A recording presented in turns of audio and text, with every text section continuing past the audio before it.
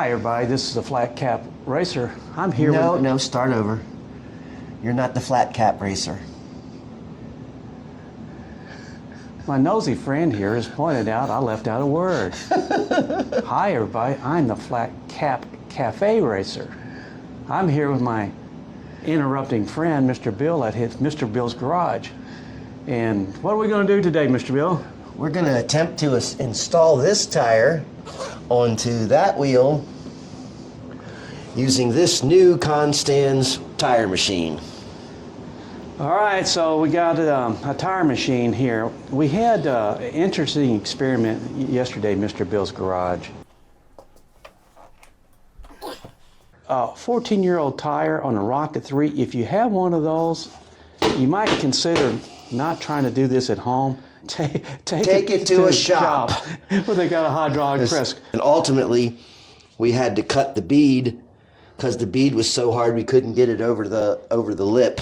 But this one we're going to try on Mr. Bill's tire changer, which you've seen in the previous video. Yeah. So he's going to put a 70-30 tire on. Yeah. His Tiger has about 10,000 miles on it, so he's going to take this tire off and put this tire on. Yeah. That's the idea. So you have to stay tuned to see if the sweat really starts flowing or is there any cursing going on. We're at part 2, so Mr. Bill, the first part is this, to put the tire that we're going to be taking off on the machine. So he's going to, of course, he's going to let the air out of the tire first. You're removing the valve stem there, Mr. Bill? Yes, taking the valve stem out so that it can breathe while it's being compressed. Now, Mr. Bill, the next step is you're going to be breaking the bead on it. Do you have to use any of that soapy stuff for that, or do you just... Yes. I don't have any fancy stuff. I just have some really nice soapy water. So I just put that around the bead, make a little bit of a puddle in there between the wheel and the tire, which will run down in as I compress it. All men know how to make puddles.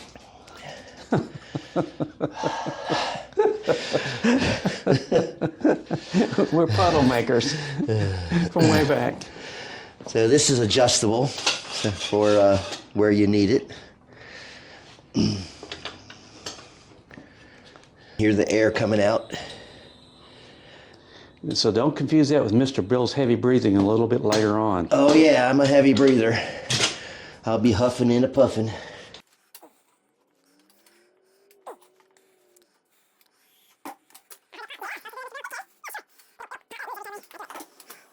How many times did you have to do that, Mr. Bill? I'm doing it 4. When I did the Rocket 3 tire, I had to do it about every 6 inches. Oh. So it was on there so tight. Okay, so this side is free.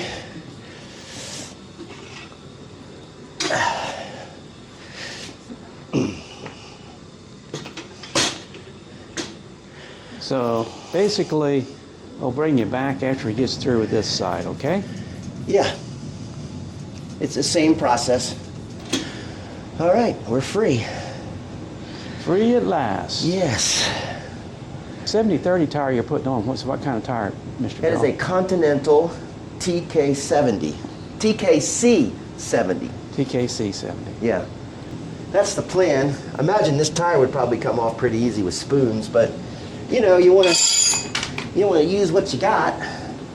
So you have the duck head, as they call it. Yeah, we saw that from the previous video. Yeah.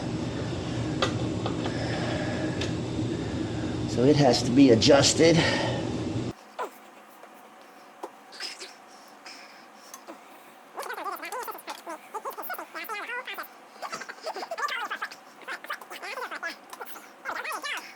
That little process there took about 2 hours yesterday. Yeah, didn't it? And cutting the... So you use this because the torque of spinning this is going to spin the wheel, so that'll hold that in place. So he's gonna put his little handle on there. He's gonna walk his little duck. These are for putting in here to keep it out, hold the rim down Oh. But this rim is down in the center well pretty. This tire is in the center well pretty good right now, so I don't think they're necessary at the moment.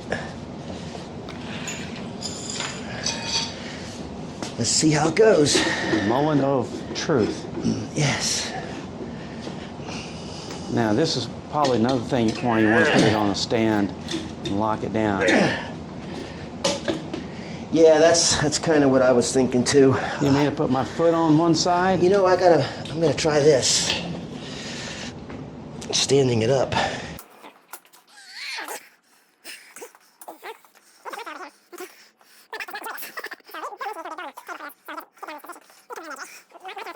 I'm going to save my money and take it into the motorcycle shop. Yeah. But this is interesting. I'm gonna pick it up. Mr. Bill has a lot of projects. So he's taking a stand and using it in a very unique way.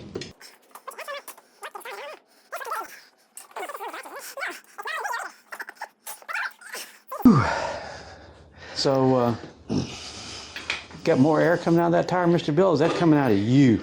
That was me. So, after you get one side completely done, what's the next thing you have to do, Mr. Bill? You have to get the other side loose.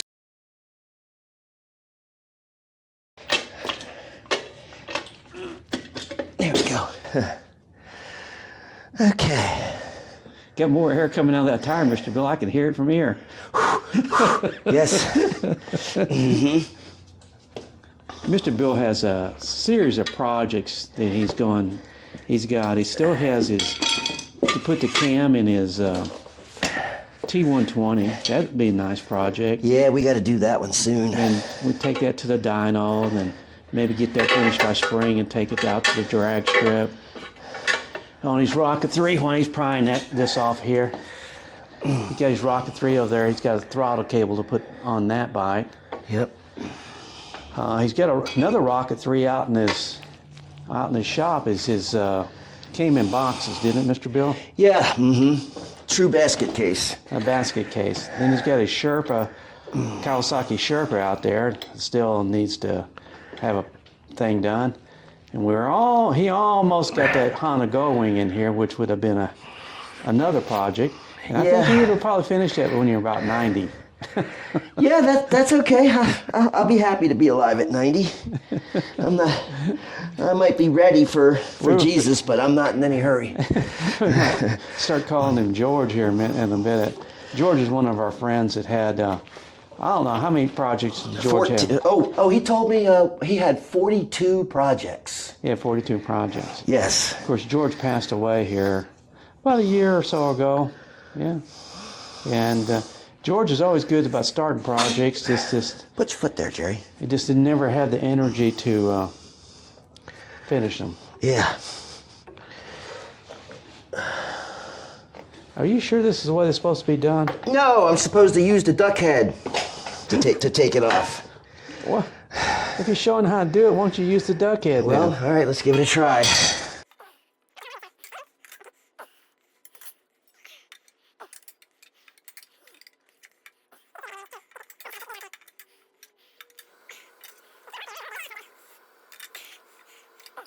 And Mr. Bill, can you point to where what you were trying to? We have the other side of the bead pried up onto the duck head, so now we can go around and pull it off.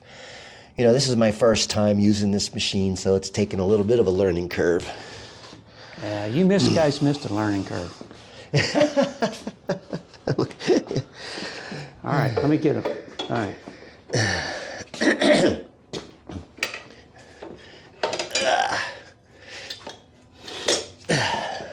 Let's do the lifted up thing again.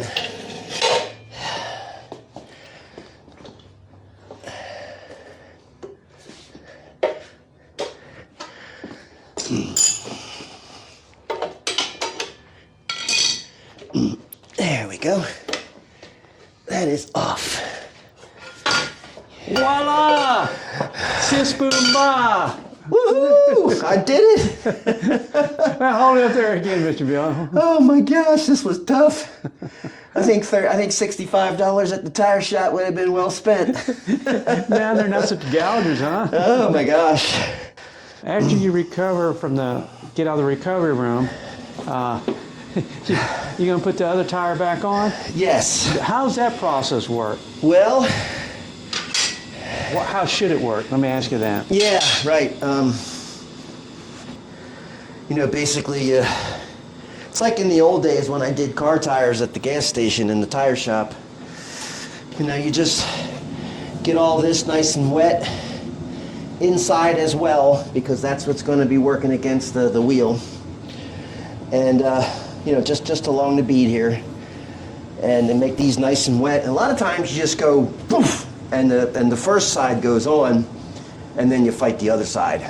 So we'll have to see how it goes. I'm going to get a rag and soap it up nicely, and see what happens. Well, I got a little tired watching this, and you probably are too, so we're going to make this a two-parter. In the second part, Mr. Bill's going to go ahead and install the tire and balance it. So you have to come back and watch him. It's a lot of huffing and puffing. Join me and my friends at Flat Cap Cafe Racer for riding and racing. Please subscribe.